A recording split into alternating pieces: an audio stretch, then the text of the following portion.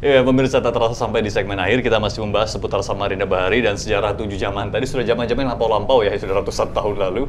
Dan kita jangan melupakan ada pergerakan pra kemerdekaan.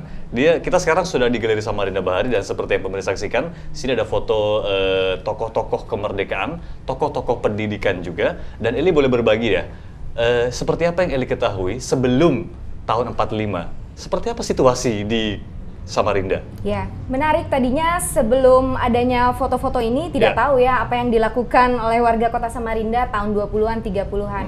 Dan ternyata dari koleksi foto yang ada di Galeri Samarinda Bahari, saya bisa melihat bagaimana kehidupan sosial, bagaimana kehidupan warga kota Samarinda, warga yang sisi sebelah sini ya, bukan Samarinda seberang ya, ini mengusahakan pergerakan untuk Samarinda juga ikut merdeka sama seperti daerah-daerah lain yang sudah menyatakan diri bergabung dengan Negara Kesatuan Republik Indonesia. Bentuk-bentuk perjuangannya apa aja?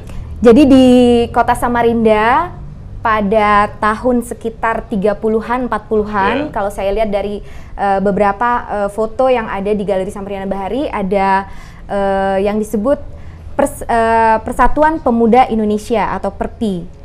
Ya, mereka ini adalah komunitas pemuda-pemuda di kota Samarinda yang memang kebanyakan laki-laki. Mereka ini berkumpul menyemangati sesama rekan-rekan warga kota Samarinda untuk ayo kita berjuang supaya kota Samarinda juga merdeka sama seperti daerah-daerah lain, terutama sekitar 45, 46, 47. Jadi Bung Syarif, tidak hanya kita mengenal seperti saat ini, kalau Bung Syarif mengatakan mainstream, selama ini kan mainstream kita mengenal bahwa sejarah pergerakannya melawan kolonial itu berpusat di Sanga-Sanga ya Bung ya. Di Samarinda sendiri tidak sampai ke Sanga-Sanga, sudah ada bentuk-bentuk pergerakan itu ya Bung ya? Ya, pergerakan itu ada dua kan, pergerakan fisik sama pergerakan secara diplomatis. Ya. Kalau yang fisik itu yang di Sanga-Sanga itu ya, kita bisa mengatakan demikian. Sebenarnya langsung melawan secara frontal. Sebenarnya sih Sanga-Sanga itu dulu kan juga termasuk Samarinda juga. Atau sebelumnya masih di daerah Kutai sebelumnya kan. Kutai, ya. Kemudian jadi Surapraja. Nah, tentang perjuangan melawan Belanda sendiri, yang awalnya melalui gerakan diplomasi itu kan, makanya ditandai dengan kebangkitan nasional, yang kalau versi pemerintah tahun 1908. Nah, kalau di Samarinda dimulai dengan berdirinya Syarikat Islam tahun 1913. Itu dan saat ini masih ada ya gedung Syarikat Islamnya, walaupun tidak terpelihara dengan baik ya.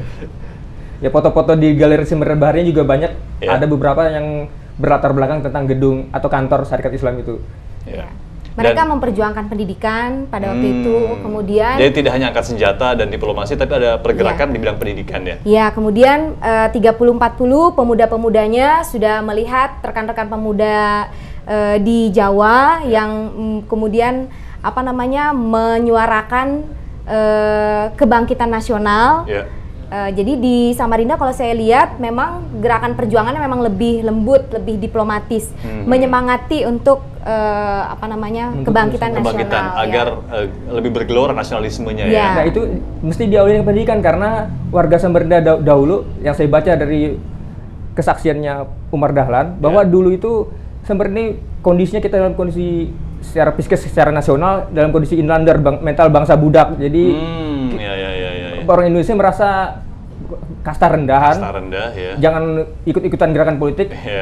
Itu terjadi di dua era ini ya, penjajah dari Belanda dan juga sampai Jepang ya. Jadi mental itu tetap ada ya. Tetap ada. Jadi bahkan orang tua tuh melarang kalau anak-anak dulu pas sudah anak-anak sudah ikut-ikutan gerakan politik, ikut ada rapat partai. Itu tabu sekali ya. Tabu. Bahkan mereka sembunyi-sembunyi ikut. Jadi kalau keluar alasan belajar ngaji gitu kan. Padahal itu gerakan-gerakan pendidikan dan diplomatis ya. Iya, mereka membentuk organisasi itu termasuk jadi sembunyi-sembunyi, saya bisa kebayang gitu. Jadi sembunyi-sembunyi ya. Dari pendidikan itu muncullah kesadaran bahwa kita ini sebenarnya dijajah. Itu baru muncul kesadaran bahwa kita dijajah dan kita harus menuntut Indonesia merdeka sebagaimana tuntutan di Pulau Jawa yang sudah bergema. Baik. Makanya waktu sebelum Jepang masuk itu belum ada pergerakan fisik, keinginan untuk bertempur itu belum ada. Saya ke Eli di sini kita bisa melihat ada paling tidak saya bisa menemukan dengan mudahnya ada dua tokoh proklamator yakni founding father kita, pendiri bangsa, yakni Dr. Andes Muhammad Hatta, dan juga ada Insinyur Soekarno atau Bung Karno dan juga Bung Hatta. Kapan sih Bung Hatta itu pertama datang dan siapa yang duluan sampai di Samarinda?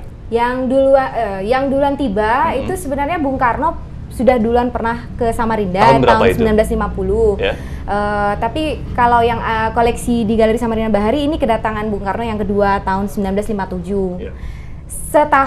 Sebelum beberapa bulan sebelum Bung Karno tiba, ini ada Bung Hatta yang juga berkunjung ke kota Samarinda dalam rangka, asumsi saya dulu dalam rangka persiapan Kalimantan Timur untuk menjadi provinsi. Jadi Bung Hatta ini datang ke Samarinda pada tanggal 22 sampai 25 Oktober tahun 1956. Dan ketika itu kalau kita lihat dari Galeri Samarinda Bahari di foto yang sana itu menunjukkan dia disambut oleh gubernur pertama yakni APT Pranoto ya. Waktu itu APT Pranoto belum jadi gubernur tapi masih menjadi residen. Residen. Iya, jadi masih karena residen. Ketika itu masih di bawah Banjarmasin ya? Ya, karena Samarinda masih statusnya keresidenan. Keresidenan. Iya, keresidenan itu di antara kabupaten dan provinsi, ya secara administratif. Jadi dia masuk ke provinsi Kalimantan.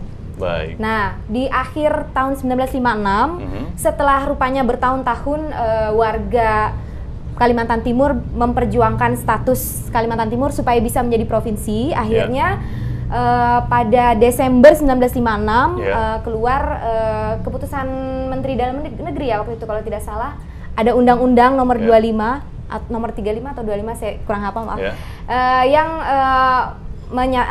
menyatakan bahwa Kalimantan Timur menjadi provinsi efektif per 1 Januari 1957. Baik. Nah, di koleksi yang sebelah sana yang Bung Karno datang ke Samarinda itu pada tahun 1957 ketika Kalimantan Timur sudah resmi menjadi provinsi. Ya. Di catatan Badan Arsip Daerah Provinsi Kalimantan Timur itu kedatangan Bung Karno di bulan Juli tahun 1957. Baik. Nah, di situ beliau didampingi lagi oleh APT Pranoto yang sudah resmi menjadi gubernur pertama Kalimantan Timur. Jadi Hatta lebih dulu ya? Kalau dari penuturan tadi, setelah kedatangan kedua, Hatta lebih dulu lantas tahun 56, kemudian Kalimantan Timur resmi menjadi provinsi, tahun 57 Bung Karno datang. Ya. Baik. Dan selain tadi disebutkan ada gedung Syarikat Islam yang kedati saat ini kondisinya kurang baik, kurang terpelihara. Adakah simbol-simbol lain, Eli, yang bisa menggugah masyarakat juga mungkin pemerintah sendiri sebagai kebijakan bahwa ini loh simbol-simbol yang pernah didatangi interaksi langsung meskipun itu benda mati tapi menjadi saksi bisu kedatangan dua proklamator kita. Nah, kalau kita tadi berbicara tentang pergerakan warga kota Samarinda untuk juga merdeka dan bergabung ke negara Republik Indonesia tahun 30-40, kita punya satu tugu kebangunan nasional di Gedung Nasional, lokasinya di Gedung Nasional Jalan Panglima Batur. Tugu ini tidak jauh ya, malah berdekatan dengan Gedung Syarikat Islam ya? Iya, bersebelahan persis. Bersebelahan ya. Ya, Gedung Nasional ini didirikan atas dana urunan oleh warga Kota Samarinda. Jadi warga Kota Samarinda dulu urunan biaya untuk membangun Gedung Nasional. Gedung Nasional ini mereka bangun untuk menjadi tempat berkumpul warga kota untuk menyuarakan pergerakan.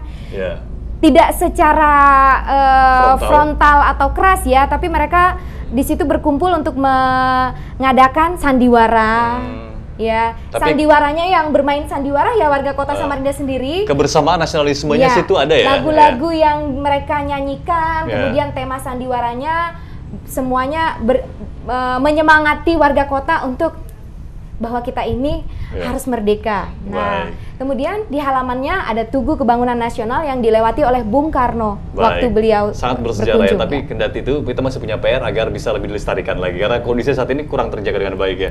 Ya, ini sampai di segmen akhir. Bung Syarif, apa yang bisa Anda sampaikan? Apalagi Anda menulis buku yang cukup kontroversial mungkin bagi pemberi pemangku kebijakan, Samarinda Bahari Sejarah Tunjaman. Apa yang coba Anda sampaikan ke publik dan juga ke pemangku kebijakan? Singkat saya, Bung.